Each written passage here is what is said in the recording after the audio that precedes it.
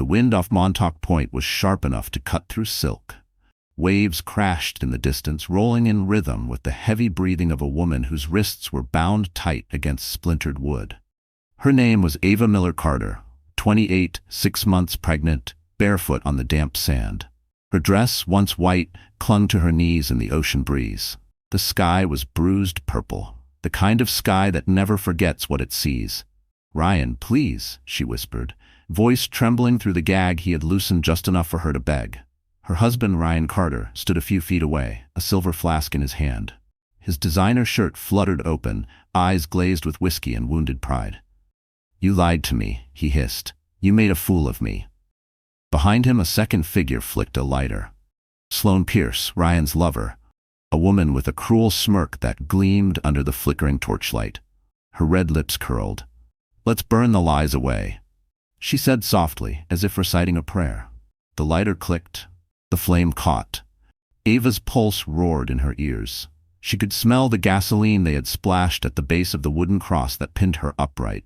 Her swollen belly heaved as she struggled against the rope, splinters tearing her wrists raw. "Please," she gasped, "our baby." But Ryan's face twisted, half mad.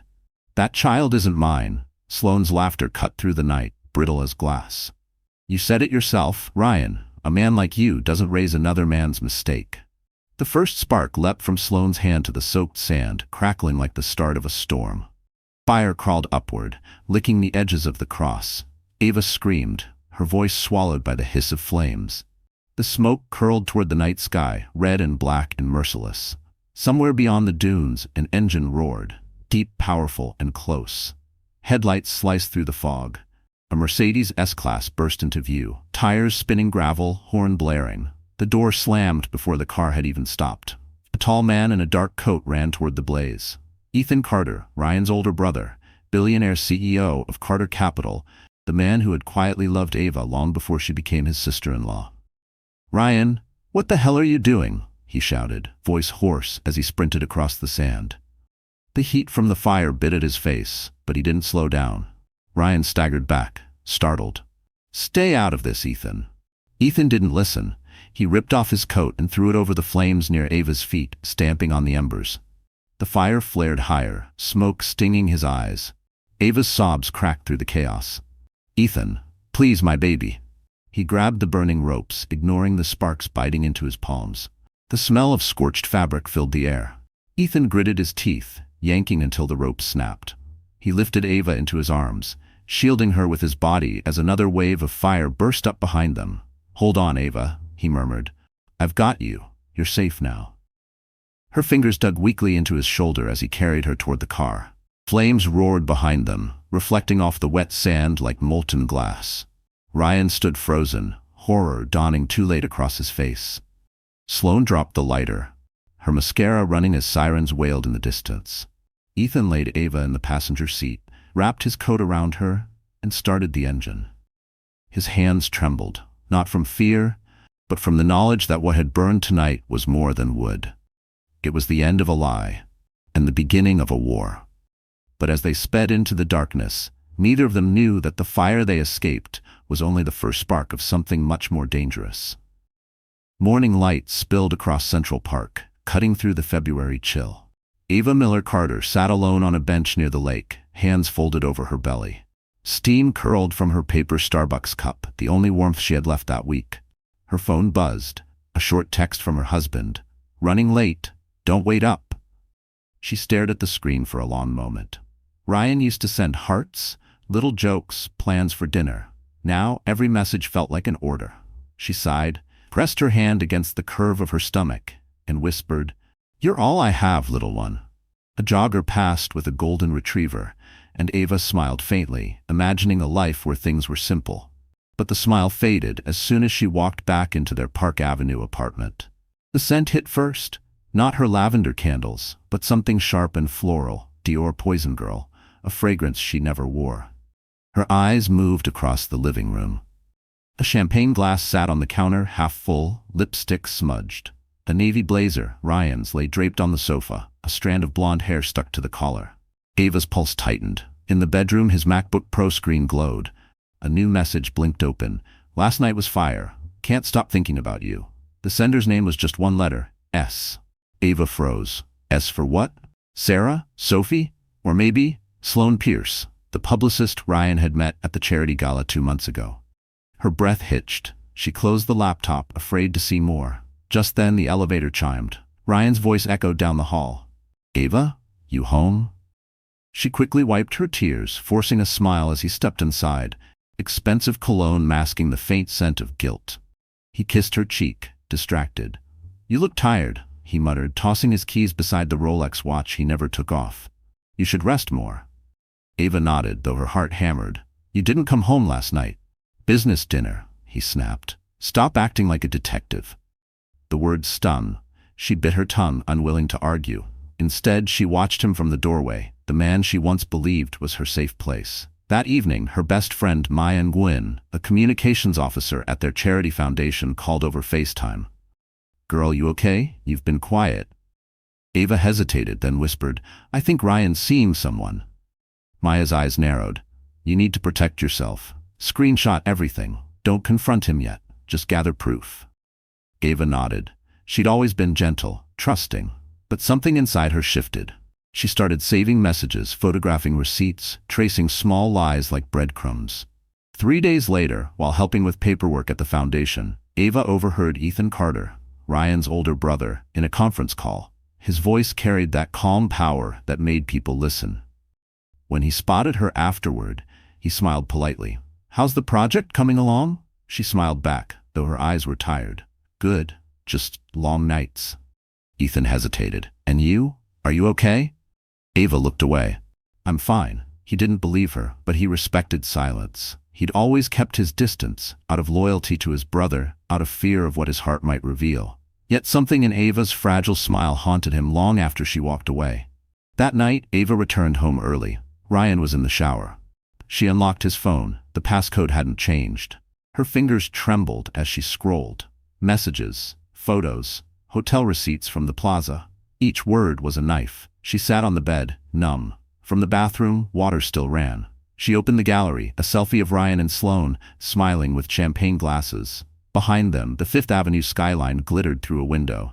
Ava's tears blurred the screen. She pressed delete, then stopped. No, she would keep everything. When Ryan came out, towel around his waist, he caught her expression. What? Nothing, she said softly. Just tired. He nodded, unaware his wife had seen everything. Later that night, Ava stood by the window, watching the city lights shimmer like false promises. She placed her hand over her heart and whispered, They think I'm weak, but they'll see. Her reflection stared back, pale, trembling, but alive. The first spark of defiance flickered behind her eyes. Somewhere in those city lights, the woman who would one day walk through fire was already being born. The chandeliers of the Plaza Hotel shimmered like waterfalls of gold that night. The ballroom pulsed with laughter, violin music, and the quiet hum of money. Waiters glided between tables carrying trays of champagne, their white gloves catching the light. It was the annual Carter Foundation Gala, the kind of night when New York's richest people pretended to care about the world's poor. Ava Miller Carter adjusted the strap of her modest navy dress. 6 months pregnant, she felt out of place among the glittering women in diamonds and designer gowns. Still, she carried herself with quiet grace, holding a folder of brochures for the charity she managed. The baby kicked softly, a small reminder of why she endured everything. Across the room, Ryan Carter laughed too loudly with a group of investors. His tuxedo fit perfectly, his smile even more so. Ava watched him from a distance, her heart tightening when she saw Sloane Pierce appear beside him, long legs, red lips, a dress that could have been painted on. The two shared a look, too familiar, too practiced. Ava felt the air leave her lungs. She tried to focus on work. Good evening, she greeted a guest, her voice steady. But her mind was unraveling. She caught snippets of Ryan and Sloane's laughter behind her. The faint brush of Sloane's hand against his sleeve. It was the kind of touch you couldn't mistake, a touch of possession. When Ethan Carter stepped onto the stage, the room quieted. His deep voice carried through the hall. Tonight isn't about wealth. It's about responsibility, about protecting those who can't protect themselves. Ava looked up at him. His words struck something inside her, something that had been fading. Under the golden lights, Ethan looked both powerful and kind, a man untouched by his family's corruption. He caught her eyes for half a second, and in that brief moment, he saw everything. Her exhaustion, her fear, her silent plea for help. After the speech, as guests rose for applause, Ryan clapped a little too hard, pretending pride. Sloane slipped away toward the lobby, heels clicking against the marble. Ava followed, something in her heart pushing her forward. In the corridor outside the ballroom, she found them. Sloane's back was to the wall, Ryan leaning close, whispering something into her ear. Ava froze, invisible for a breath. Sloane laughed, the sound sharp and intimate. Then a voice echoed from behind. "Mrs. Carter?" A waiter stood with a tray of drinks, breaking the spell. Ryan jerked back, face pale. Ava forced a smile. "Everything okay?" she asked, her tone smooth as glass. Ryan cleared his throat. "Just work talk. Sloane's handling our PR." "Oh," Ava said quietly. Her eyes dropped to the small blue Tiffany & Co. box that had slipped from Sloane's clutch onto the carpet. Ryan stooped quickly to pick it up, shoving it into his pocket. "Don't worry about it," he muttered. "Go back inside." Ava nodded. "Of course." She turned before the tears could show. Back in the ballroom, she stood near the window overlooking Fifth Avenue. The city glittered below. Millions of stories, none of them hers. She sipped water to steady her breathing, watching Ryan return to the crowd with Sloane close behind. Minutes later, Ethan approached. "Are you all right?" he asked gently. Ava blinked, her voice barely above a whisper. "Just tired. Long night." He hesitated. "You look like you're carrying more than one weight." She smiled sadly. "You could say that." He wanted to ask more, but she looked so fragile he couldn't. Instead, he simply nodded. "If you ever need help, for the foundation, I mean, call me directly." "Thank you," she said. Her voice cracked on the last word. When the gala ended, Ryan walked ahead, phone in hand. Sloane slipped out a side door. Ava lingered near the grand staircase, staring at her reflection in the mirrored wall. Her makeup was perfect, her posture flawless, the perfect wife in a perfect world. But her eyes told a different story, a storm quietly forming behind calm skies. As she descended the marble stairs, she whispered to herself, "One day, they'll see me." And somewhere high above Fifth Avenue, the first crack formed in the Carter Empire's golden facade. Snow dusted the edges of Brooklyn Bridge as twilight settled over New York. The lights of the River Cafe reflected on the dark water like stars that had fallen too close to Earth. Inside, the air was warm, filled with the clink of wine glasses and soft jazz. Ava Miller Carter sat at a corner table, her hands wrapped around a cup of peppermint tea. Across from her sat Ethan Carter, her husband's older brother, CEO, billionaire, and the only person who still looked at her like she mattered. "You didn't have to come," she murmured, her voice fragile but polite. "It's just a small update on the charity project." "I wanted to," Ethan replied, setting down his Mont Blanc pen and a stack of papers. His suit was immaculate, but his eyes were tired. "You haven't answered my calls all week. You seem different." Ava looked out the window, avoiding his gaze. The Manhattan skyline glowed in the distance. "I'm fine," she lied. "Just pregnancy things, hormones. I'm trying not to fall apart." Ethan leaned forward, lowering his voice. "Ava, I know Ryan. When he starts hiding, it's never business. If he's hurting you—" She cut him off softly. "He's my husband, Ethan, and you're his brother. Don't get caught in the middle." The silence between them stretched, heavy but not awkward. Ethan exhaled, his breath fogging slightly in the cold air seeping through the window cracks. "You're right," he said finally. "I won't interfere, but I'll say this. If you ever need help, I'll be there. No questions asked." Ava smiled faintly, though her eyes glistened. "That's kind of you, but I don't think anyone can help me anymore." When they parted, she walked through the snow, her coat buttoned to her throat, her steps slow but deliberate. The city lights blurred behind her, and for a moment she thought about turning back, telling Ethan everything, the affair, the threats, the fear. But pride kept her quiet. She had to protect her baby and somehow, even now, protect Ryan's reputation. Back at the Park Avenue apartment, the warmth of the place felt hollow. The faint scent of Ryan's cologne hung in the air, mixed with something sour. Resentment, maybe. He was sitting at his desk, typing furiously on his MacBook Pro, the glow casting sharp shadows on his face. "Where were you?" he asked without looking up. "Meeting with Ethan about the foundation," Ava answered, hanging her coat carefully. He just wanted an update. Ryan's jaw tightened. You met my brother alone? Yes, for work. He slammed the laptop shut. Don't act naive. People talk. Do you want to embarrass me? Ava flinched. Ryan, please, it was business. Everything's business with you lately, he sneered. Maybe you should focus on being a wife instead of pretending to be a saint. His words landed like slaps. Ava turned away, holding her belly as if to shield the baby from the sound. Tears stung her eyes but didn't fall. She knew any show of weakness only fueled him more. Later that night, after Ryan had stormed out to get some air, Ava sat alone on the sofa, trembling. The city outside looked indifferent, glass towers glowing against the black sky. Her phone buzzed, a FaceTime call from Lydia Brooks, her cousin and criminal lawyer. You sound scared. Lydia said immediately. Ava swallowed hard. I think Ryan's losing control. He keeps saying things that scare me. Lydia's tone sharpened. Then you document everything. Photos, recordings, timestamps. Keep a copy off-site. And Ava, don't confront him. You need leverage, not bruises. Ava nodded, wiping her eyes. I can't believe it's come to this. It always starts small, Lydia warned. Promise me you'll be smart.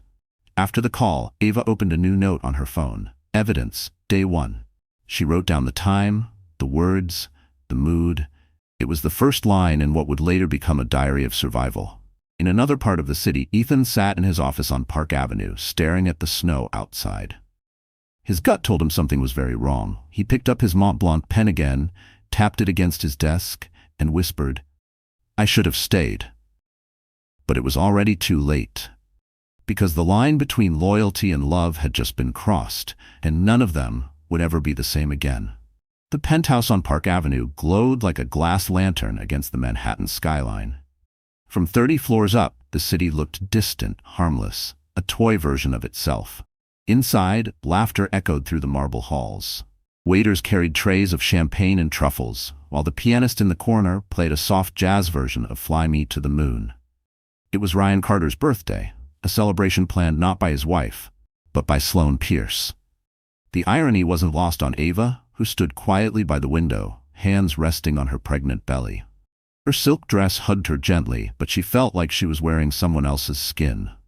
The scent of Cartier perfume and expensive cigars filled the room, making her nauseous. Ryan basked in attention. His Rolex caught every flicker of light as he laughed with guests, investors, influencers, people who lived for appearances. Sloane floated around him like a shadow with red lipstick, whispering into his ear as if Ava were invisible. Smile more, Maya whispered beside Ava, her friend from the charity foundation who'd come for moral support. The vultures are watching. Ava nodded, forcing a polite grin as another couple complimented her on the pregnancy. You must be so proud, they said. She wanted to tell them how every night felt like walking on glass, how every smile cost her a piece of herself.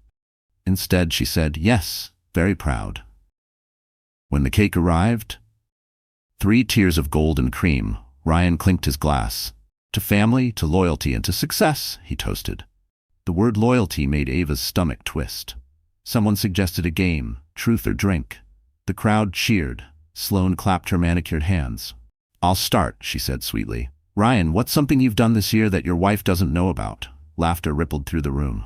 Ryan smirked, leaning back. Plenty, he said, eyes glinting. But maybe I'll drink instead. He downed the champagne, everyone roaring in amusement. Ava tried to laugh along, her fingers gripping the edge of the table. The game rolled on. More confessions, more laughter, until one guest, half-drunk, pulled out his phone to show an old video. Remember this? He chuckled. The room went quiet as the video played on the screen. Ryan and Sloane, drunk, kissing on a balcony under the lights of the Plaza Hotel. The voice of the man filming joked, Guess the boss is celebrating early.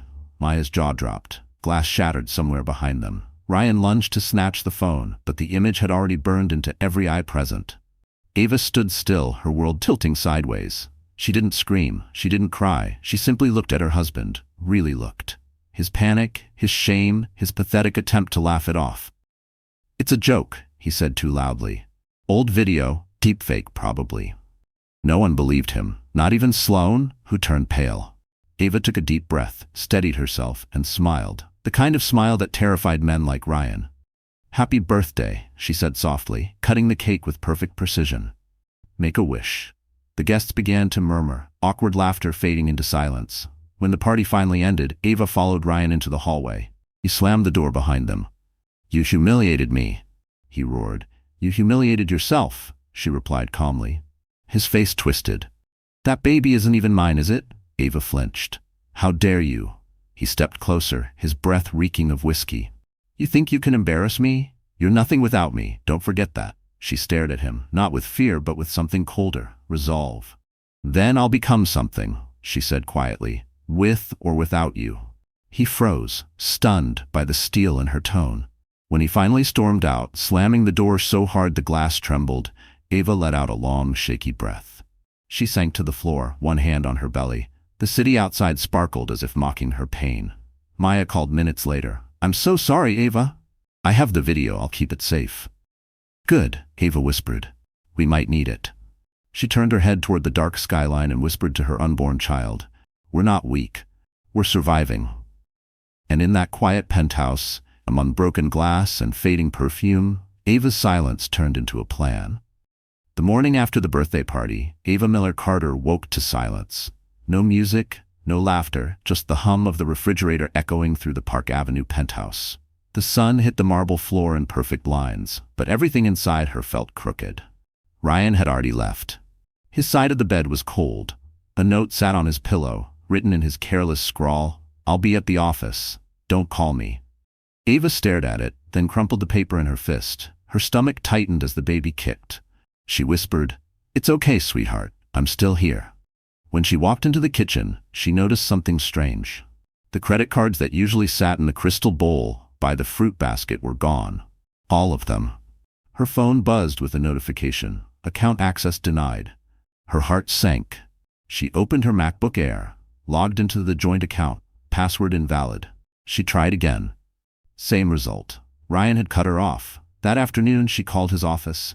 His assistant, a woman with a brittle voice, said, "Mr. Carter is unavailable. He asked me to remind you he'll handle all financial matters from now on." Ava's voice trembled. "Handle? I'm his wife. I'm carrying his child." "I'm sorry, ma'am," the assistant replied curtly. "I'm just following instructions." The line went dead. Ava sat in the kitchen, staring at the Tiffany & Co. vase of dead roses on the counter. She realized she had no access to money, no family nearby, and no one she could fully trust, except maybe Ethan and Maya. But she couldn't bring them into this mess. Not yet. That evening, Ryan came home. He looked calm, too calm.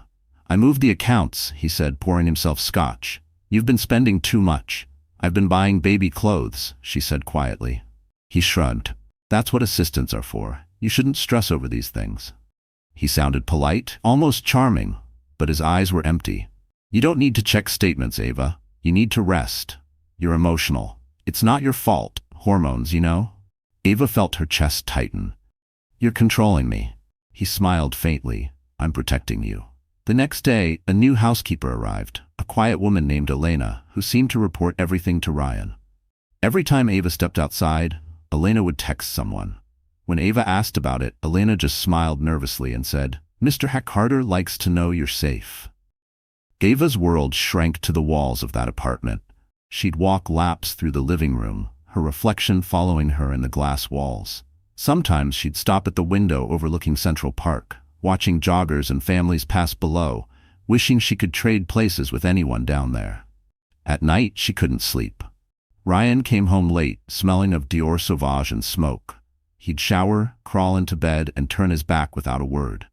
Ava would lie there in the dark, staring at the ceiling, counting seconds to sunrise.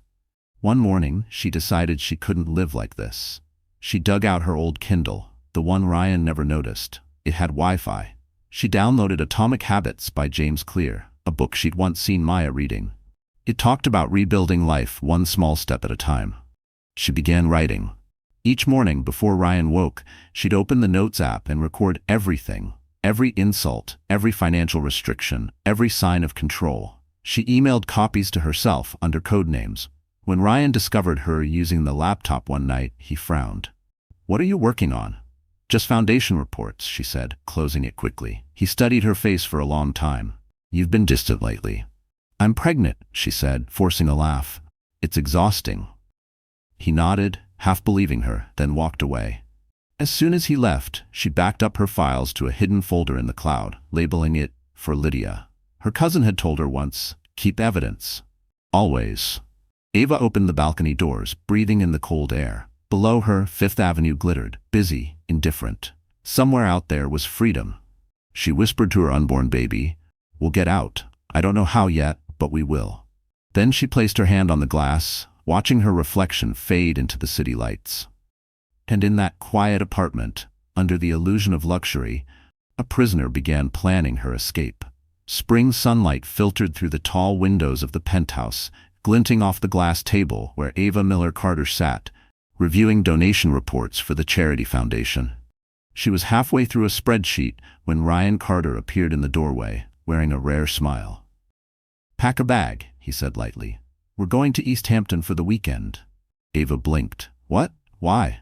He walked over, placing his hands on her shoulders. "You've been tense. You need to relax. Fresh air, no stress, no work. Just you, me, and the baby." His voice was warm, but something in his tone made her uneasy. The man who'd barely spoken to her in weeks suddenly wanted a romantic getaway? Still, she nodded. "Okay, I'll pack."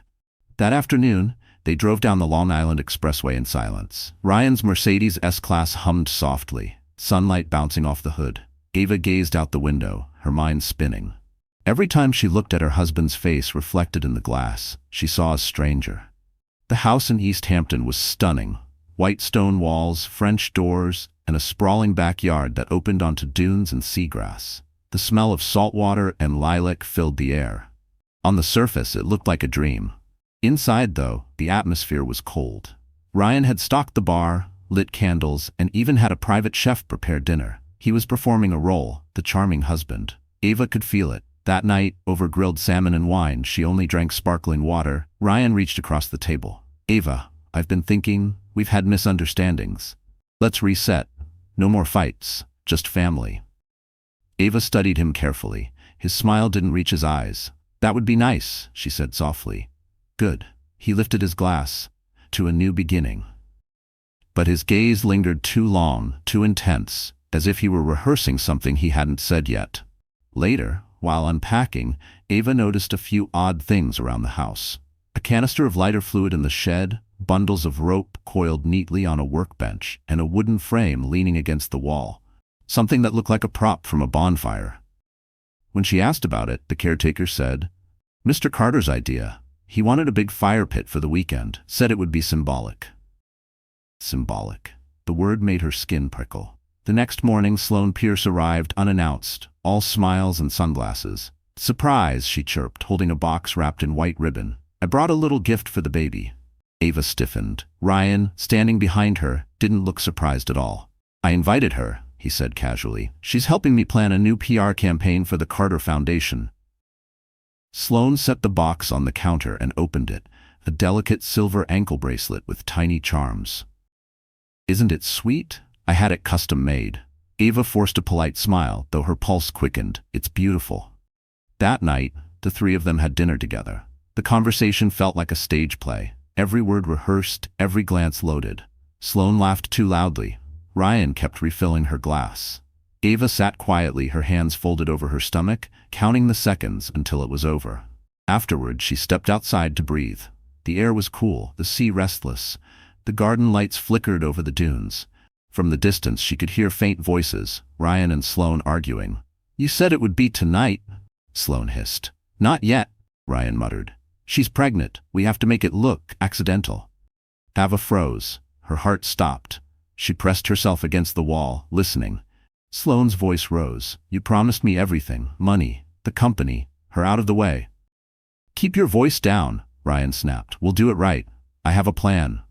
Ava's breath came in shallow gasps. She backed away, her mind spinning. She couldn't run, not yet. She needed proof. She pulled out her iPhone, hit record, and held it close to the open door. Their voices carried just enough. "She's too fragile to fight back," Ryan said coldly. When they finally went silent, Ava stopped the recording, her hands shaking. She went upstairs, locked the door, and sent the audio to Maya, whispering into the message, "If anything happens to me, this is why." Then she turned off the lights and sat in the dark, the baby kicking softly beneath her ribs. Outside, the waves crashed against the shore, relentless and cold. And under that perfect Hamptons moonlight, the trap was already being built, piece by piece, around the woman they thought was too weak to notice. The next morning in East Hampton began deceptively beautiful. The ocean shimmered silver, gulls circled lazily, and the smell of sea salt drifted through the open French doors. But inside the white beach house, Ava Miller Carter woke to a silence that felt wrong, too heavy, too still. The baby stirred inside her, a reminder of the one thing she couldn't lose. Ryan was gone. His side of the bed was untouched. She stepped into the hallway, her bare feet cold against the hardwood floor. Downstairs, she found him on the patio, sitting with Sloane Pierce, both sipping coffee like lovers on vacation. "Morning, sleepyhead," Ryan said without looking at her. His voice was sugar-coated poison. Ava managed a polite nod. "I didn't know we had company." Sloane's smile was wide but hollow. "Oh, you don't mind, do you? Ryan thought I could help document the weekend for the Foundation's new social campaign." Ava's throat tightened. She had to stay calm. Of course, whatever helps. Ryan's phone buzzed. He stood and stepped aside to answer. As soon as he was gone, Sloane leaned closer. Her perfume, sharp and floral, stung Ava's nose. "You know, Ryan told me everything," she whispered, "about the baby." Ava frowned. "What about it?" Sloane's lips curled. "He's not sure it's his. He said you were lonely before you got pregnant." Ava's heart pounded. "That's a lie." "Maybe," Sloane said lightly, "but he believes it. And that's what matters." Ava turned away, blinking back tears. She couldn't show fear. That's what they wanted. To break her. Hours passed. Ryan grew distant again, his smiles forced. He spent most of the day making phone calls outside, pacing near the garden where that strange wooden cross-shaped frame leaned against the wall. Sloane disappeared into town, returning with a large bag of supplies, candles, rope, and bottles of wine. Ava tried to act normal, preparing lunch in the kitchen. Her hands trembled as she cut vegetables. When Ryan came in, he stood behind her too close, his breath hot on her neck. "You've been quiet," he murmured. "I'm just tired." He studied her reflection in the window. "You've been recording things, haven't you?" Her blood froze. "Your phone. Don't lie to me." She swallowed hard. "I don't know what you're talking about." Ryan smiled without warmth. "You always were a terrible liar." He took her phone from the counter, scrolling through it. She felt every second stretch into eternity. Then, to her relief, he stopped, the audio file hidden under another folder. He didn't find it. He handed the phone back. "Dinner's at 7. Dress nice." When he left, Ava collapsed into a chair, her body shaking. She needed to reach Ethan Carter, the only person who might believe her. She opened a new text. "Something's wrong. Please call me." But before she could hit send, she saw headlights outside. Ryan's security team had arrived. She deleted the message. That evening, they gathered around the bonfire pit Ryan had built. The wind was sharp, carrying the smell of kerosene. Sloane stood beside him, her hair whipping across her face. Ava sat a few feet away, her heart thundering. "To new beginnings," Ryan said, raising his glass. Ava forced a smile. "To honesty," she replied. Sloane's smirk faltered. Ryan's jaw tightened. For a heartbeat, none of them moved. Then, as the flames flickered, Ryan stepped closer. "You've embarrassed me, Ava, lied to me, betrayed me." She rose slowly, keeping her voice steady. "The only lie here is yours." Sloane laughed nervously. "Don't start this again." Ryan's eyes burned. "Maybe I need to make you tell the truth once and for all." He grabbed her wrist, not hard but enough to make a point. Ava didn't pull away. Instead, she looked straight into his eyes. "If you touch me again, Ryan, I swear, the world will know what you did." His grip loosened. Her words, calm and lethal, pierced deeper than any scream. That night, when everyone finally went to bed, Ava hid the recording in an encrypted email and sent it to Lydia Brooks, her lawyer cousin. Then she stood by the window, watching the moon hang over the ocean like a cold witness. The waves roared. Somewhere downstairs, a door creaked open. Ava whispered to her baby, "Hold on, sweetheart. Tomorrow, we leave." But the house wasn't finished with her, and neither were they. The wind howled through the dunes like a warning. The ocean was a black mirror under a starless sky. Inside the East Hampton beach house, the lights had gone dim. Only the firelight flickered across the living room walls. Ava Miller Carter sat on the couch, her hands trembling over a cup of untouched tea. Every sound made her flinch. Upstairs, footsteps creaked, slow, deliberate, circling like a predator waiting for its moment. Ryan had been drinking since sunset. His laughter echoed down the staircase, uneven, almost manic. Sloane Pierce followed him, her heels clicking against the floorboards. They both looked wild, beautiful, and terrifying. Two people who had lost all sense of right and wrong. "Come outside," Ryan said, voice thick with whiskey. "We built something for you." Ava froze. "For me?" He smiled.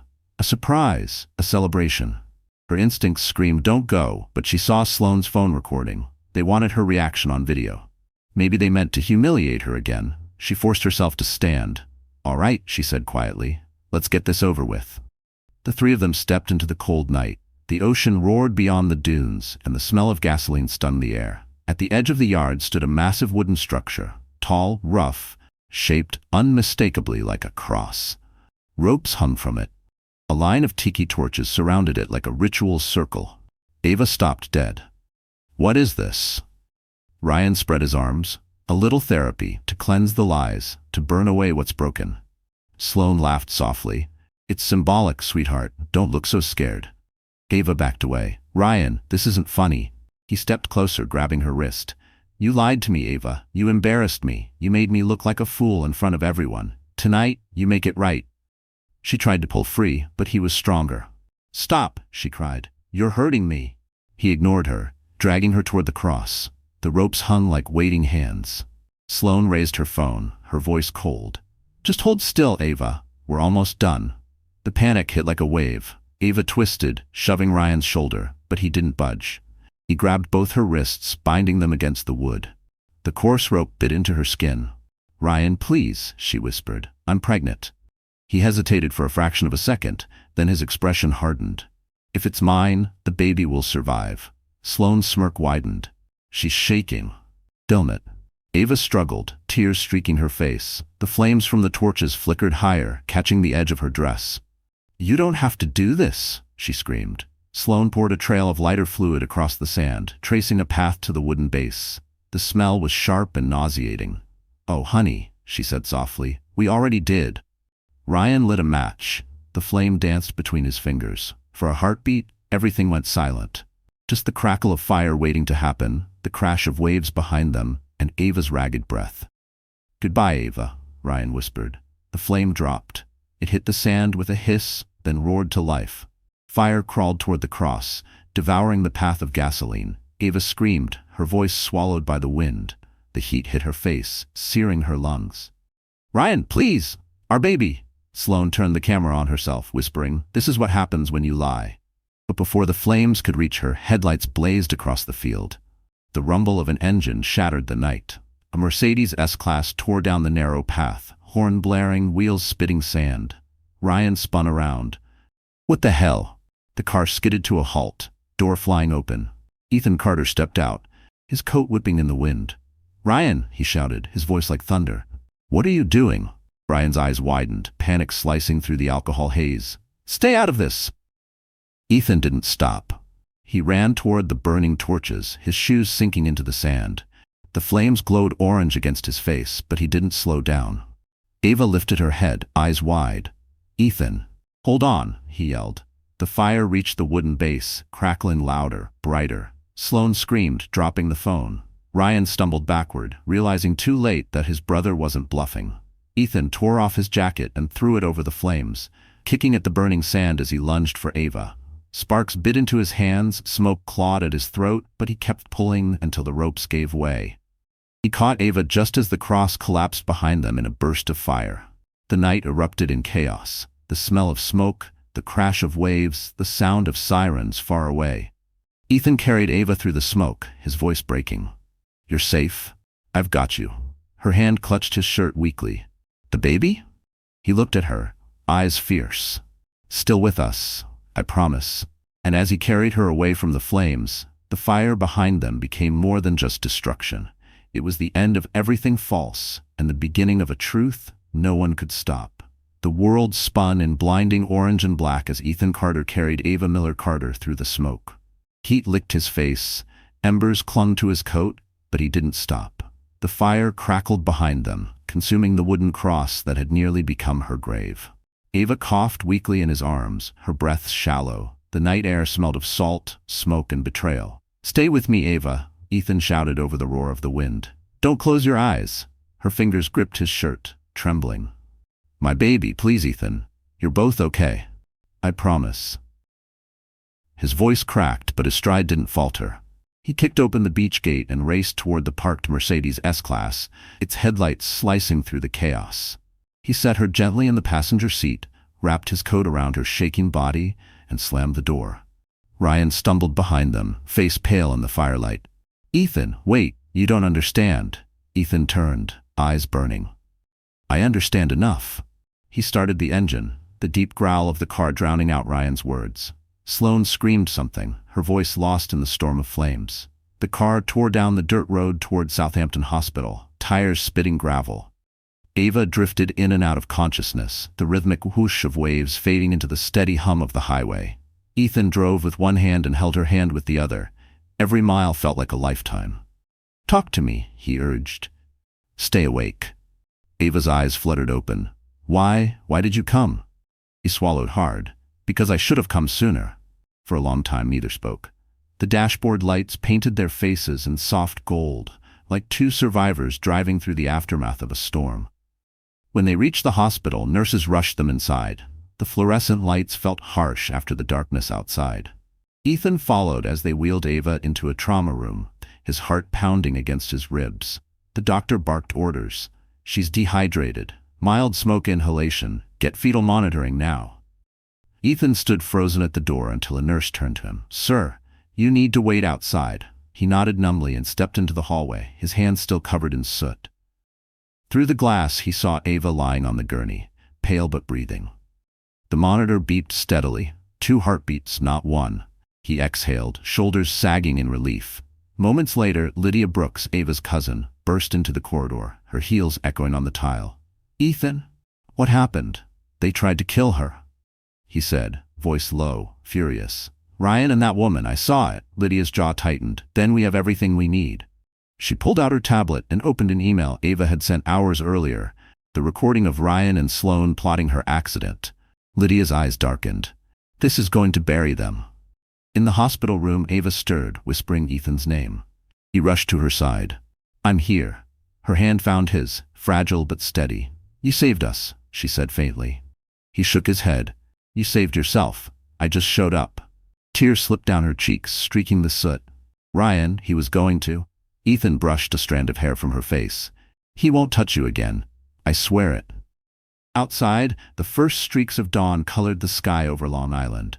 Fire trucks and police cars swarmed the distant beach house, their red lights blinking like the heartbeat of justice finally waking up. Hours later, when the police questioned Ava, she told them everything, calmly, clearly, as if the fire had burned away her fear. The recording Lydia provided sealed the case. Ryan Carter and Sloane Pierce were arrested at sunrise. As the sun climbed higher, Ethan sat beside Ava's hospital bed, watching her breathe. Her eyes opened slowly, meeting his. "You said something," she murmured, "that you should have come sooner." He smiled gently. "I meant it." "And now?"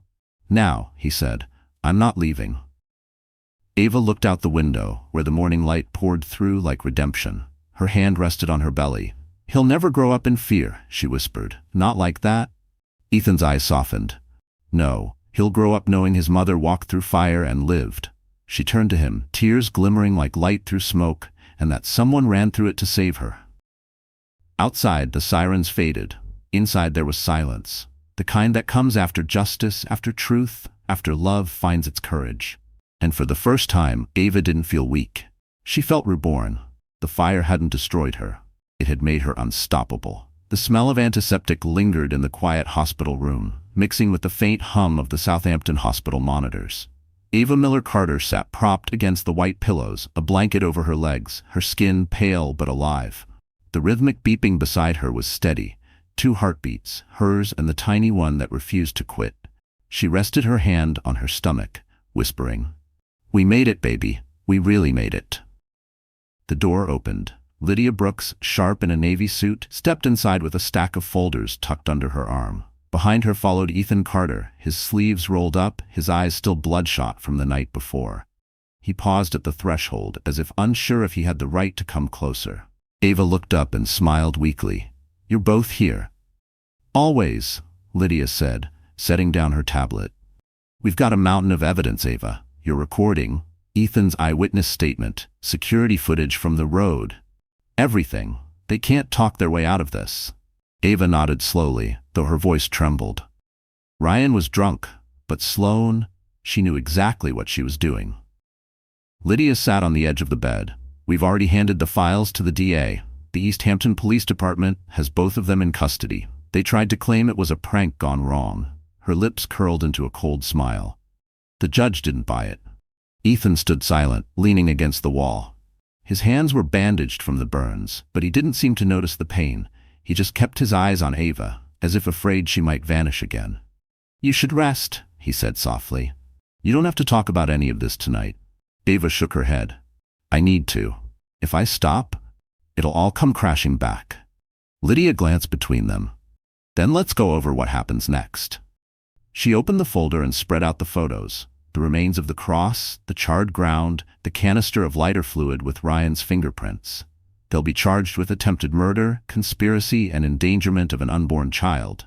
You'll have to testify, but we'll keep media access controlled. Ava stared at the photos, her throat tightening. "I married that man. I trusted him."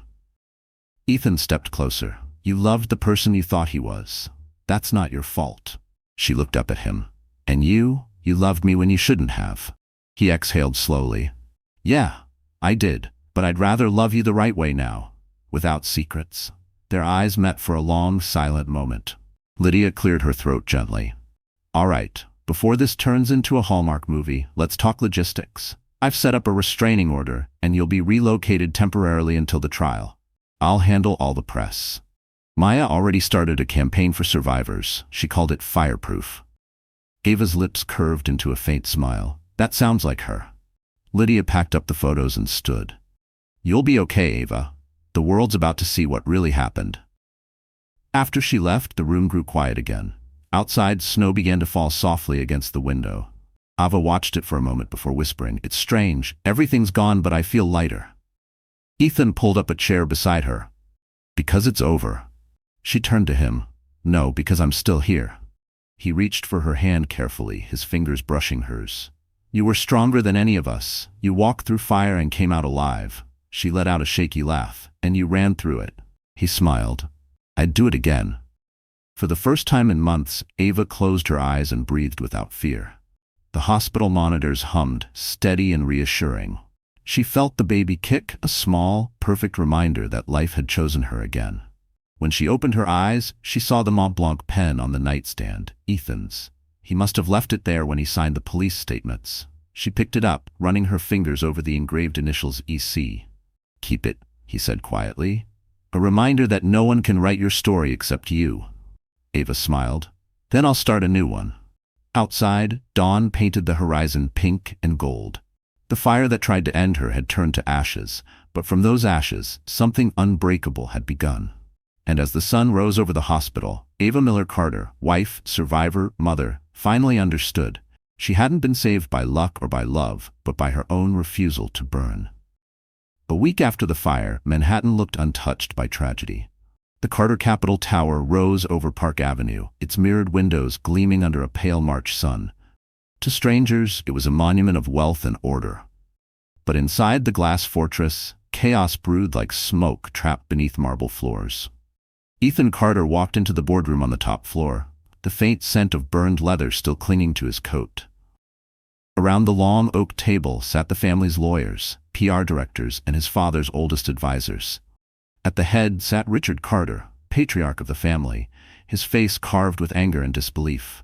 "You brought disgrace to this family," Richard barked. "Your brother's wife nearly ruined our name with her lies." Ethan didn't flinch. "She's not lying, and you know it." Richard slammed his Mont Blanc pen onto the table. "Ryan's been with us since the beginning. Do you really think he'd do something that insane? A bonfire ritual? You've lost your mind." Ethan leaned forward, voice calm but cutting. "I saw it, Dad. I ran through the fire. Ryan tied her up. Sloane lit the match. There's video evidence, police reports, hospital records. What more do you need?" The room fell silent. The older board members shifted uncomfortably, glancing at each other. Richard rubbed his temple. "And you're certain this won't leak to the press?" Ethan let out a dry laugh. "It already has. Lydia filed the charges publicly this morning." The PR director spoke up nervously. "If we distance the company from both Ryan and Ava, we might contain the fallout, frame it as a domestic tragedy, not corporate scandal." Ethan's eyes darkened. "You mean sacrifice her to save our image?" The man stammered. "It's business, sir." "No," Ethan said firmly. "It's cowardice." Down the hall, in a private suite rented for the day, Ava Miller Carter sat with Lydia Brooks and Maya Nguyen, preparing for her deposition. The air smelled faintly of coffee and stress. Ava wore a simple cream sweater and maternity jeans, her hair pulled into a loose bun. Gone was the fragile wife. What remained was calm precision. Lydia laid out the plan. "They'll try to paint you as unstable, jealous, manipulative. Don't rise to it. Facts only. The recording, your injuries, Ethan's testimony, those are enough." Ava nodded. "I'm ready." Maya reached across the table, squeezing her hand. "They'll spin stories, Ava. They'll say you're after money." Ava smiled sadly. "Let them. I don't want their money. I want the truth." Outside the door, Ethan appeared, his tie loosened, exhaustion written across his face. "They're fighting us," he warned. "The Carters are trying to bury everything." Lydia crossed her arms. "Let them try. I'm 2 steps ahead." Ava's eyes softened. "Ethan, you don't have to do this. You'll lose everything." He shook his head. "I've already lost everything that mattered, except you." She wanted to argue, but the sincerity in his voice left her speechless. Instead, she reached up, touching the faint burn on his hand. "Then let's win this together." Hours later, the media storm hit. News outlets flashed headlines. Carter Empire in scandal. Attempted murder allegations surface. Reporters swarmed the courthouse, microphones pointed like weapons. Inside, Ava walked calmly past the cameras, Lydia by her side, Ethan trailing close behind as silent protection. In the boardroom uptown, Richard Carter's phone buzzed nonstop. Investors threatened withdrawal. Stock prices dipped. He turned to the PR director, furious. "Fix it." "There's nothing to fix," the man whispered. "The truth is out."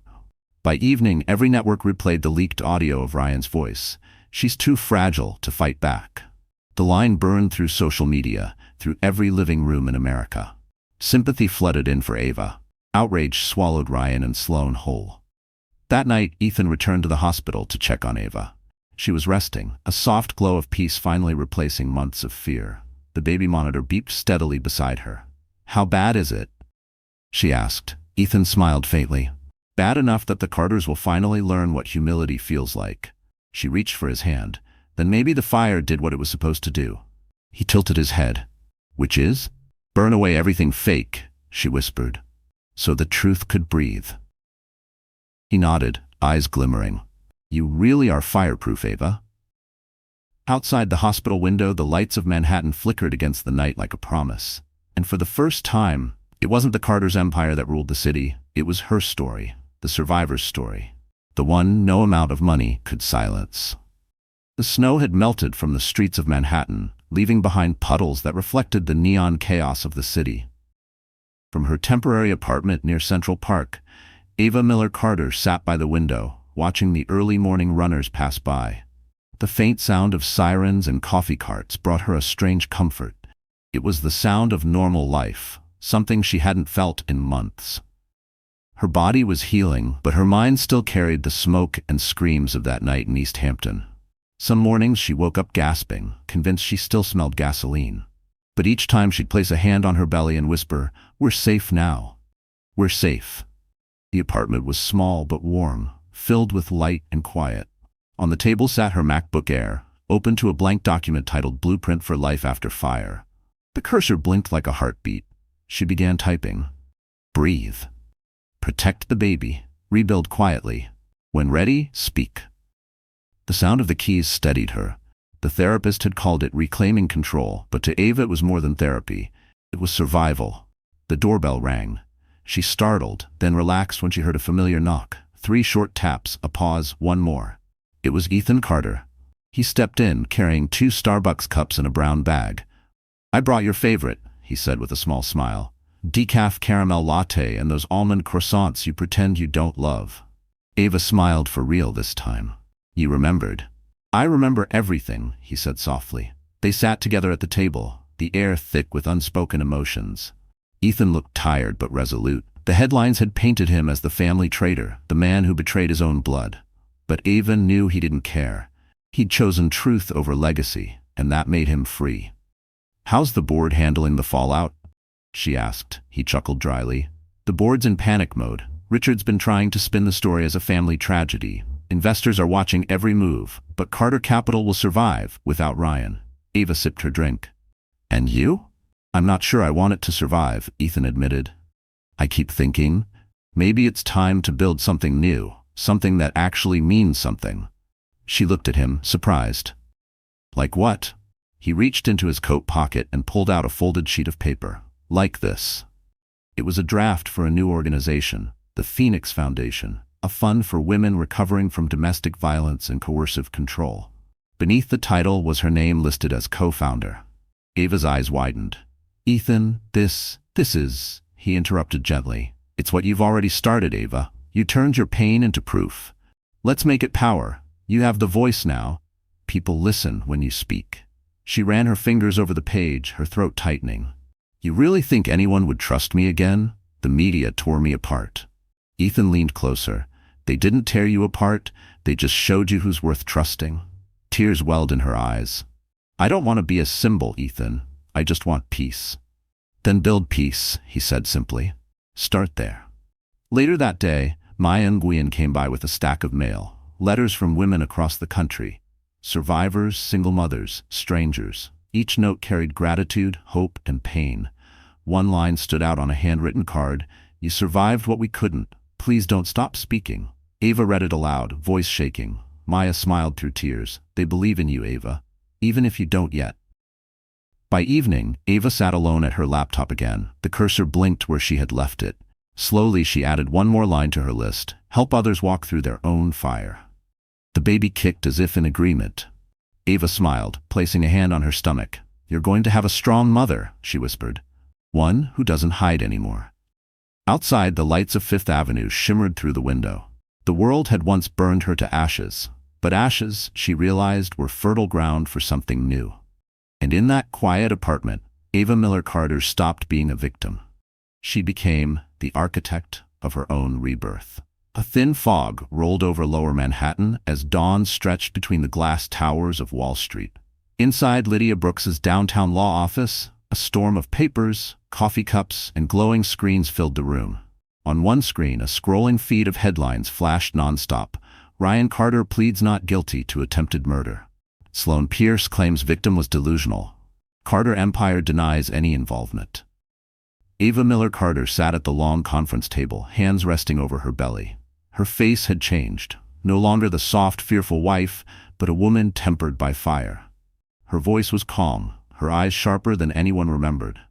They're building a story, she said, watching the TV. They'll turn me into the villain before the trial even begins. Lydia paced, her heels clicking against the polished floor. That's what defense teams do, smear the victim until the jury doubts her. She turned sharply toward Ava. But they don't have what we have. The recording, the hospital report, the witness statement, Ethan's testimony. We'll bury them in facts. Ethan stood near the window, suit jacket off, sleeves rolled up.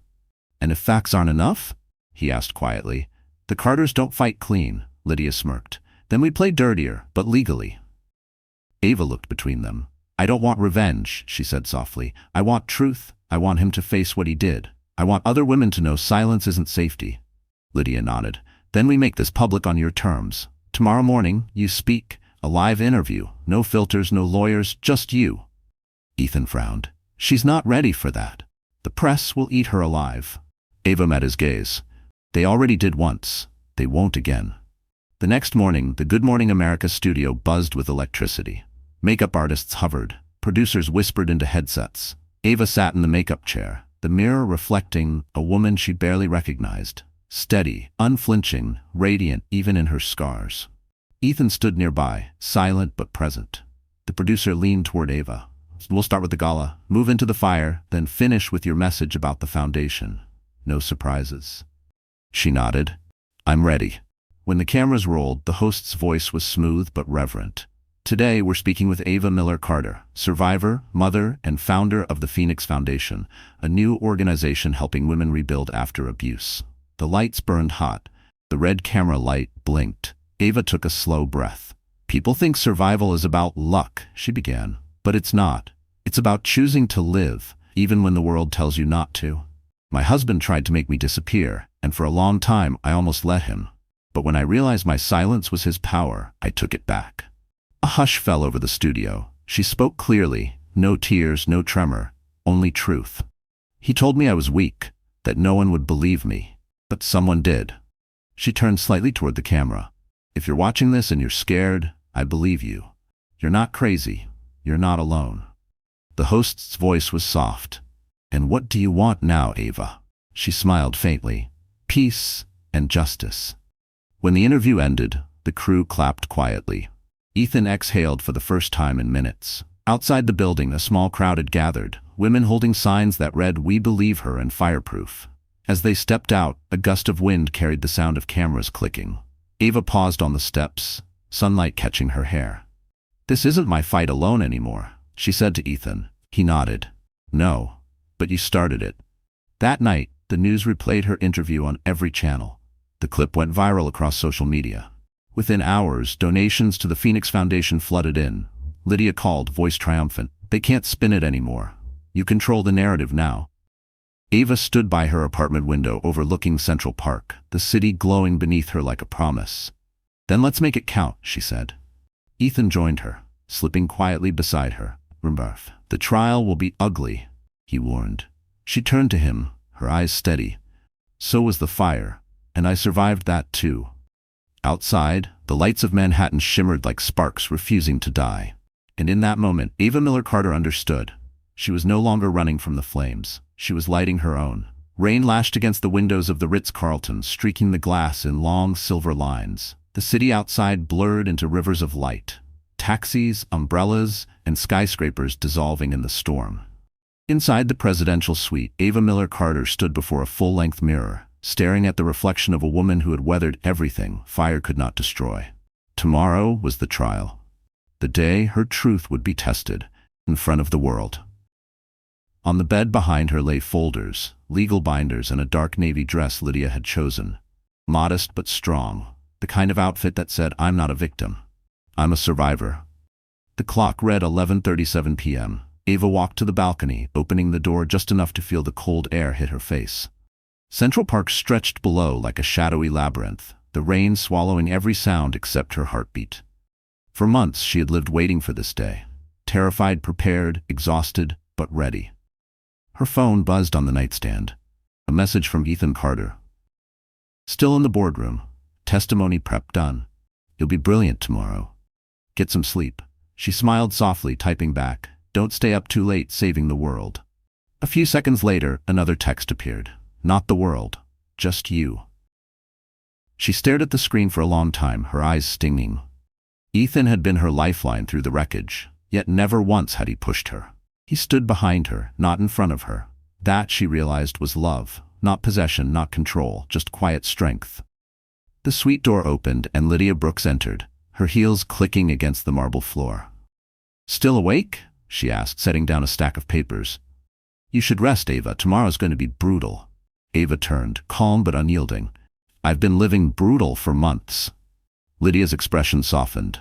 "Then you're ready." She opened her briefcase and handed Ava a printed document. "This is Ryan's statement. He's claiming temporary insanity, emotional distress caused by alleged infidelity." Ava let out a humorless laugh. "He's really sticking to the 'it's her fault' story?" "Of course," Lydia said. "Men like him always do. But don't worry," Sloan flipped. Ava's eyes widened. "What?"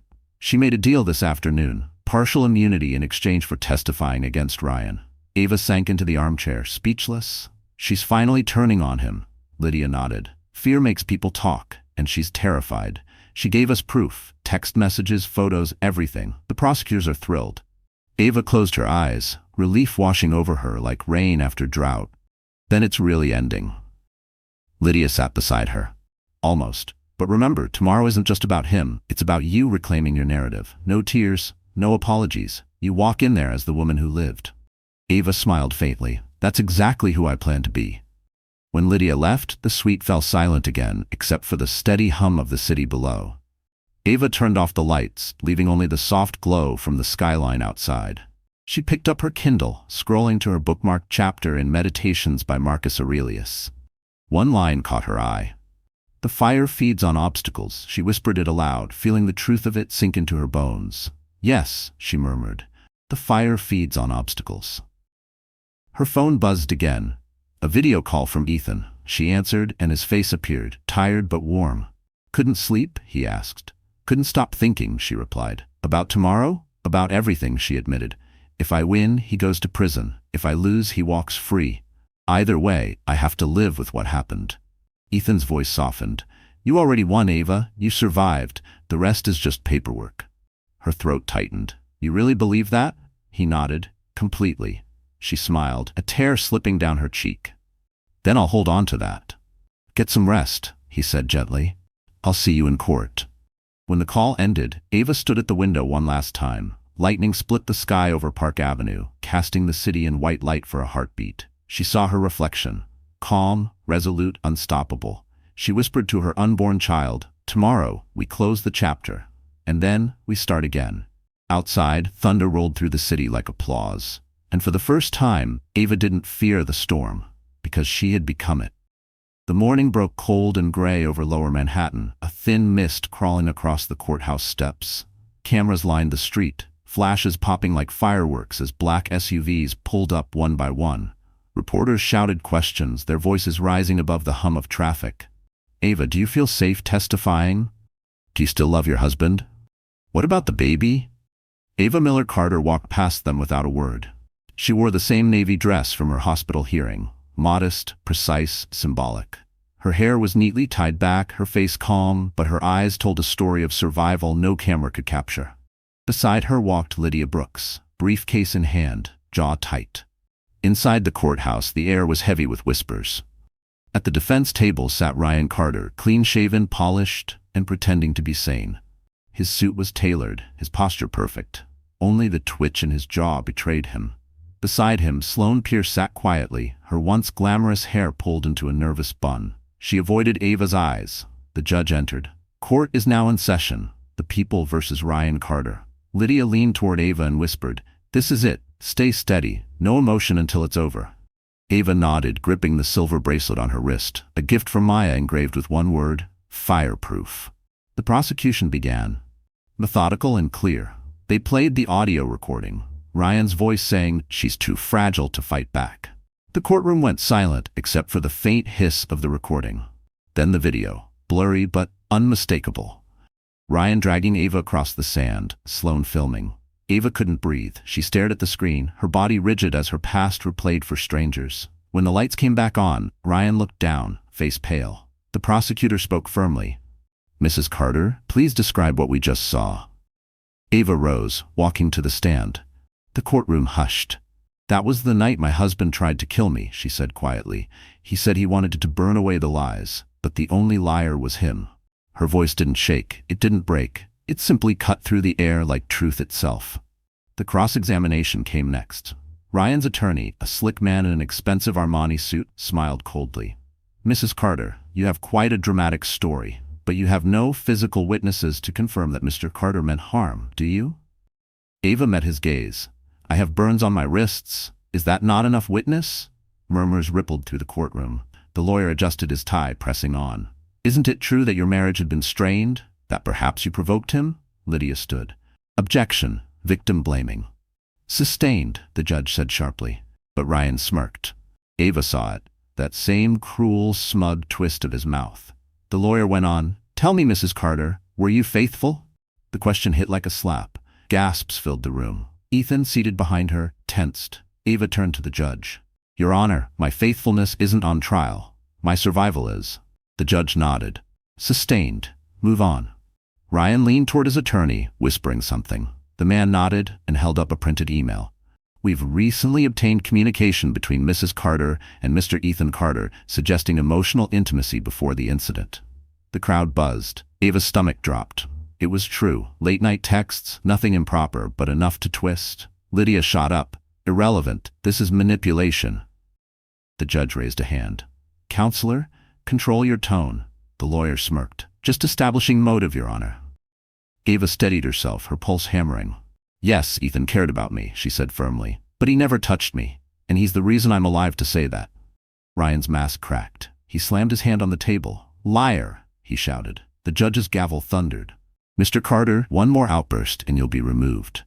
Ryan's breathing turned ragged. The courtroom held its breath. Lydia leaned to Ava, whispering, He's losing it. Stay calm. And then came the twist no one expected. Sloane Pierce stood suddenly, her voice trembling. He's lying, she shouted. It wasn't her fault. It was his idea, all of it. Every head turned. Ryan froze. Sloane pointed at him, tears streaking her face. He told me he wanted to scare her. He said she ruined his life. He said if she burned, he'd get the insurance money and sympathy. Gasps erupted. Ryan lunged from his chair, shouting curses, but bailiffs restrained him. Ava stared at Sloane, stunned. For the first time, the woman who'd helped destroy her had finally spoken truth. When the courtroom settled, the judge's voice cut through the noise. This court will recess for verification of the new testimony. Lydia exhaled, turning to Ava. He's done. That just sealed it. Ava nodded slowly, her hands trembling. For months she'd dreamed of justice, and now it was unfolding in real time. She turned to look at Ethan in the gallery. Their eyes met across the chaos. He mouthed two words, You won. And for the first time the fire inside her didn't burn, it glowed. Justice, at last, was catching flame. The following morning, the courthouse was packed. The marble steps outside New York Supreme Court glistened under a pale sunrise, cameras forming a barricade of flashing lights. Inside, tension pulsed through the corridors like electricity before a storm. The world waited for a verdict, for justice to decide what fire had already burned clean. Ava Miller Carter sat at the plaintiff's table, her hands clasped tightly in her lap. Every heartbeat echoed through her chest like a drum. Beside her, Lydia Brooks shuffled through notes with surgical calm, her expression unreadable. Across the aisle, Ryan Carter looked smaller now, hollowed, his arrogance stripped away. His wrists were still free, but his face was the color of defeat. The bailiff's voice cut through the murmurs. All rise for the Honorable Judge Wallace. Everyone stood. The judge took his seat, glasses low on his nose. This court has reviewed testimony, physical evidence, and witness statements, including the supplemental declaration from Miss Sloane Pierce. Jury, have you reached a verdict? A hush fell over the room. The forewoman, a middle-aged woman with silver hair and calm eyes, stood with the verdict form in her hands. Yes, Your Honor, the judge nodded. Please read the findings. The paper trembled slightly in the woman's hand. In the case of the People versus Ryan Carter, on the charge of attempted murder, we, the jury, find the defendant guilty. A collective gasp filled the courtroom. Ava's breath caught. The world seemed to slow. The forewoman continued, voice steady. On the charge of conspiracy and endangerment of an unborn child, we also find the defendant guilty. Ryan's knees buckled. His attorney placed a hand on his shoulder, but he jerked it away, eyes blazing. No, this is wrong. She's manipulating you. She's Mr. Carter. The judge thundered. Enough. The gavel slammed once, silencing the chaos. Sloane Pierce, seated in the back row, covered her face and began to sob quietly. She had testified the previous day, her trembling confession sealing Ryan's fate. The courtroom reporters scribbled furiously, the sound of pens scratching like rain on glass. The judge continued, Given the overwhelming evidence and the severity of the crime, sentencing will proceed immediately. He turned to Ryan. Carter, you are hereby sentenced to 15 years in state prison, with no possibility of early release. The court also imposes mandatory financial restitution to Mrs. Carter and the Carter Foundation, in addition to full forfeiture of your board position at Carter Capital. The sound that escaped Ryan's throat was not human, a choked, guttural noise of disbelief. He turned toward Ava, eyes burning with hate. You destroyed me. Ava met his stare, her voice steady as stone. No, Ryan, you destroyed yourself. The bailiffs moved in, snapping handcuffs around his wrists. For the first time, the metallic clink didn't make her flinch. She felt nothing but release. As Ryan was escorted out, reporters swarmed the hallway, shouting his name, shouting hers. Flashbulbs erupted like tiny explosions. Ethan stood near the exit, watching silently as Ryan disappeared through the double doors. His younger brother finally facing the fire he had tried to set for someone else. Lydia placed a gentle hand on Ava's shoulder. "It's over," she whispered. Ava nodded, though her eyes were distant. "No, it's beginning." They exited through the back corridor, away from the chaos. The quiet hit her like sunlight after storm clouds. Outside, Foley Square shimmered with rain. Ethan waited by the curb beside a Mercedes S-Class, the same one that had carried her out of the fire months before. He opened the door, his voice low. "You did it." She smiled faintly. "We did it." They drove through the city in silence. The radio played softly, a classical piano piece that sounded like exhale after a long scream. Ava stared out the window, watching pedestrians hurry along the sidewalks, umbrellas bobbing like tiny shields. Finally, she said, "You know what's strange? I thought I'd feel anger, or victory, but all I feel is peace." Ethan nodded. "That's what justice feels like." As they crossed Brooklyn Bridge, the skyline stretched before them. Glass, steel, and sky painted gold by morning light. Ava reached into her bag and pulled out the engraved silver bracelet that read fireproof. She turned it in her hand, letting it catch the sunlight. "I used to think that fire destroyed everything it touched," she said quietly. "Now I know it only shows you what's real." Ethan looked at her, a soft smile tugging at his lips. "So what's real now, Ava?" She turned to him, her eyes clear and bright. "This, freedom, the future." Outside, the sun finally broke through the gray, lighting the East River like liquid gold. And as the city came alive beneath it, Ava Miller Carter knew the flames had not ended her. They had purified her. Justice was no longer something she waited for. It was something she had become. 2 months after the verdict, the Ritz-Carlton Manhattan glowed like a crown above the city. The lobby shimmered with crystal chandeliers and polished marble. But tonight wasn't about luxury. It was about rebirth. The annual Women of Courage Gala had chosen to honor Ava Miller Carter, not as a victim, but as the founder of the Phoenix Foundation, now one of the fastest-growing nonprofits for women rebuilding their lives after abuse. Photographers lined the red carpet. A gentle March breeze carried the hum of excitement as black cars pulled up one after another.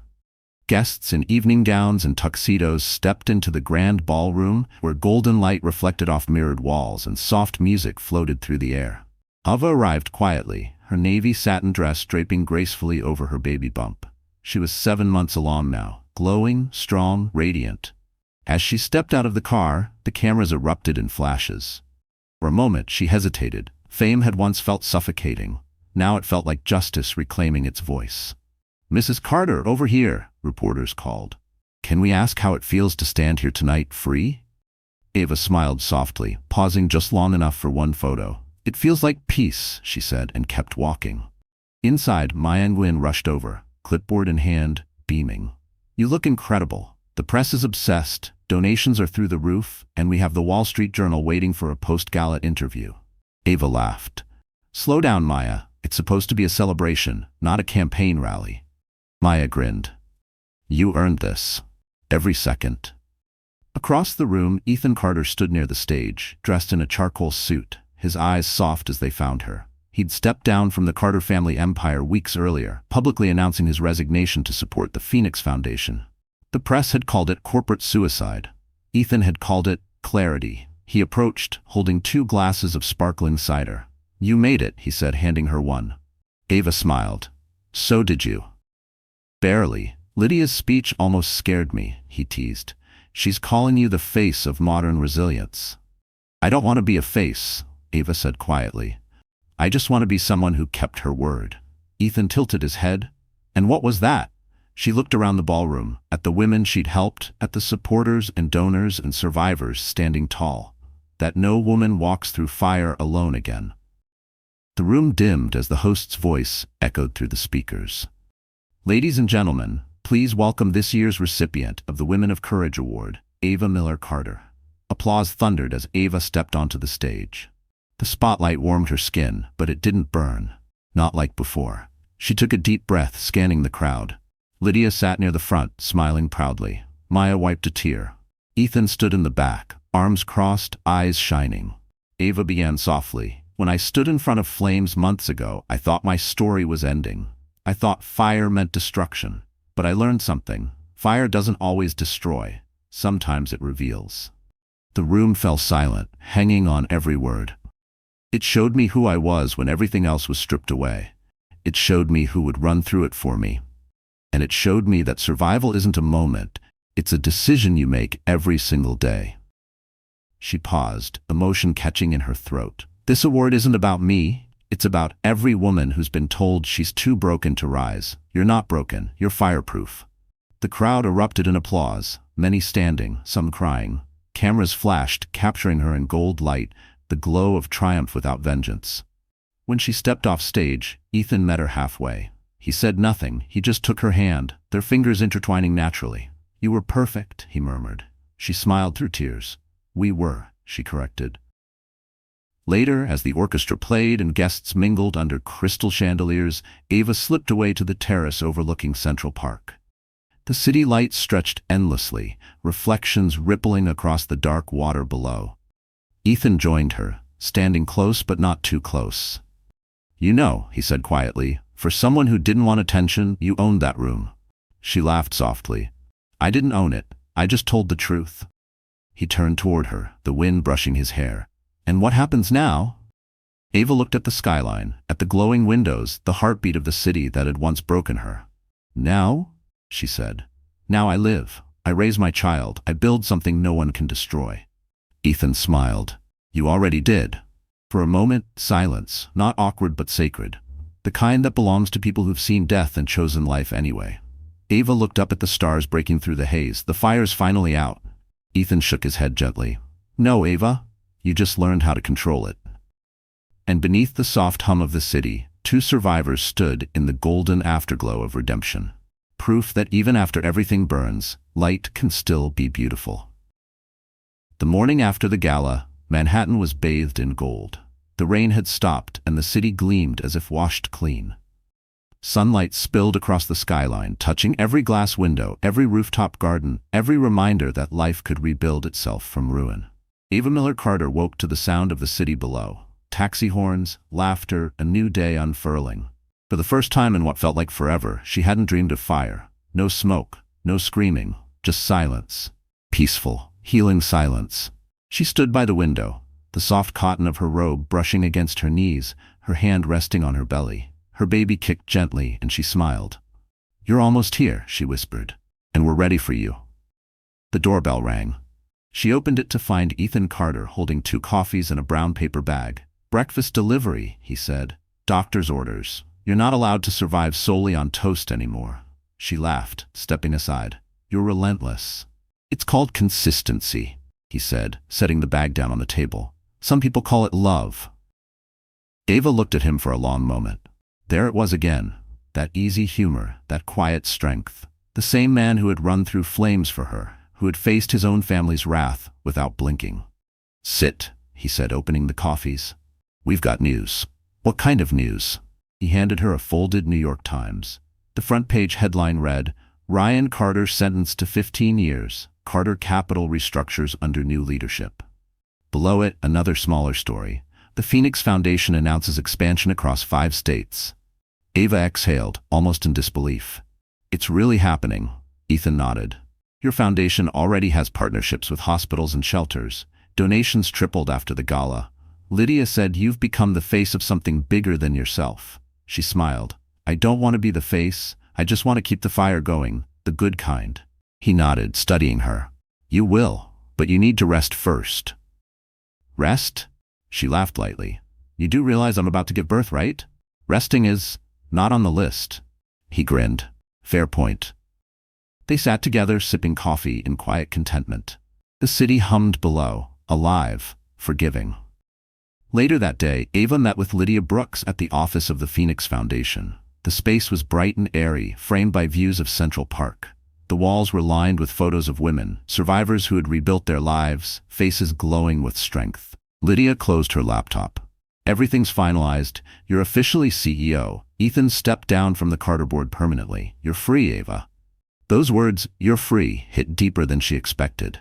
For so long, freedom had seemed like a dream, something distant and impossible. Now it was here, real and tangible. Ava smiled faintly. "I think this is what healing looks like." Lydia stood, hugging her. This is what victory looks like. That evening, Ava returned home just as the sunset painted the sky in amber and rose. The city looked softer, gentler. She walked out to the balcony, barefoot, her baby kicking beneath her hand. Behind her, Ethan stepped out quietly, holding a small velvet box. She turned, surprised. "What's that?" He smiled nervously. "Not what you think." He opened the box. Inside was a simple silver necklace, a small phoenix charm glinting in the fading light. "It's not a promise," he said. "Not yet. It's a reminder of what you've built, what you survived. What comes next is your choice." Ava took the necklace, her fingers brushing his.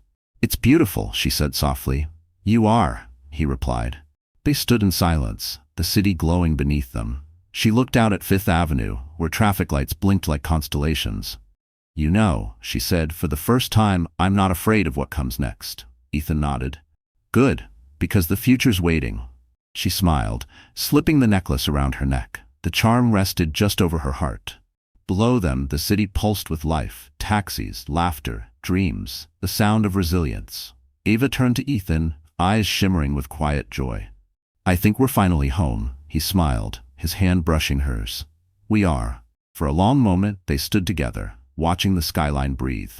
And as night fell over Manhattan, Ava Miller Carter understood the truth. Fire had once tried to destroy her, but in its ashes she had found not ruin, but rebirth. Spring came early that year. Central Park was alive with cherry blossoms, their petals drifting like pink snow across the winding paths. The air smelled of renewal, of rain, sunlight, and second chances. In the distance, children's laughter mixed with the chatter of birds, a symphony of life returning. Ava Miller Carter sat on a wooden bench near the lake, wrapped in a cream shawl. Beside her stroller, a soft baby blanket fluttered in the breeze. Her daughter Grace, only 3 weeks old, slept peacefully beneath it. The baby's small fingers curled around Ava's, and for the first time, Ava understood what complete peace felt like. The months of chaos, the fire, the trial, the headlines had finally faded into memory. What remained wasn't fear or pain, but purpose. The kind of purpose you can only find after walking through fire and realizing you didn't burn. "Still the quiet type, I see," a familiar voice teased.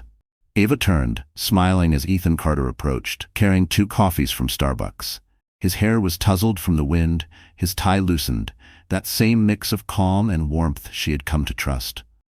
"I thought you said you weren't going to spoil me anymore," she said playfully. He handed her the cup. "That was before you gave birth. Now you get whatever you want." She laughed softly, shaking her head. "You've said that every day since she was born. Then I'm consistent." He sat beside her, leaning forward to peek at the baby. "She looks just like you." Ava smiled, tracing a finger across Grace's tiny cheek. "She has your calm. Maybe that's what I needed most. Calm after everything." For a while, they sat in comfortable silence, watching the park fill with life. Ava noticed a young couple walking hand in hand, laughing. She didn't envy them anymore. She pitied who she used to be, a woman desperate for approval, mistaking control for love. Now she knew better. Ethan finally spoke. "The Phoenix Foundation got final approval for the national partnership. You're officially funded for 5 years." Ava's eyes widened. 5 years? That's incredible. He smiled. "It's because of you. The way you spoke at the gala, the way you turned pain into purpose. Investors couldn't look away." She shook her head. "No, it's because of the women. Every story matters. I just happen to be loud enough for people to hear them." Ethan looked at her, admiration softening his voice. "You're extraordinary, Ava." She turned to him. "No, Ethan, I'm ordinary. I just refuse to stay broken." He fell silent, his gaze lingering on her face, strong, luminous, alive. The woman sitting beside him wasn't the one he'd met years ago. She wasn't defined by fear anymore. She defined herself by fire. After a long pause, he reached into his pocket and pulled out a small envelope. "I was going to wait," he said, handing it to her. "What is it?" "Open it." Inside was a deed. She blinked, stunned. "Ethan, this is the Hamptons house," he finished. "It's yours now. I bought it from the estate. I figured you might want to decide what happens to it." Ava stared at the paper, a rush of emotion catching in her throat. That place, that cursed beach house, had almost ended her life. Now, it could be reborn too, she whispered. "I want to turn it into something good." Ethan nodded. "A retreat center. For survivors. Lydia already has the contacts." Ava smiled, tears glimmering. You really think of everything. He shrugged, smiling. I just listen to what you need, even when you don't say it. She reached for his hand, their fingers intertwined naturally, the space between them filled with quiet understanding. I used to think surviving was the end of the story. Ava said softly, but it's not. It's just the first chapter. Ethan looked at her, sunlight reflecting in his eyes. Then let's write the rest, together. Ava smiled, feeling the warmth of the day settle over her. Together sounds perfect. They sat there as the sun climbed higher, light glinting off the lake like a mirror of gold. Ava watched her daughter stir, tiny eyes blinking open to the world for the first time. She bent down, kissing the baby's forehead. Welcome to the world, Grace. A world built from ashes. Ethan placed his arm around her shoulders, and together they watched the park come alive. And as petals drifted through the air, Ava Miller Carter finally understood. Life after the fire isn't about forgetting the flames. It's about learning how to shine brighter than they ever did. So that's how the story ends, my dear friends. You're still here, aren't you? If you've stayed until now, then something in Ava's journey must have touched your heart. Maybe because in your own way, you've walked through a fire too. This story wasn't just about survival. It was about transformation. It reminds us of what the Stoic philosopher Marcus Aurelius once wrote. The fire feeds on obstacles and turns them into fuel. Life will always test us, but like Ava, we can choose to rise, not as victims, but as proof that pain can become power. Healing doesn't mean forgetting. It means facing the flames until they no longer control you. Maybe that's where you are right now, somewhere between the ashes and the light. If so, remember, you're not alone, and you're stronger than you think. If Ava's story moved you, share it. Let it reach someone who needs hope tonight. Tap that like button, leave your thoughts below, and subscribe to our channel, because more stories like this are coming. Together, we'll keep reminding the world, even after the fire, there is always light.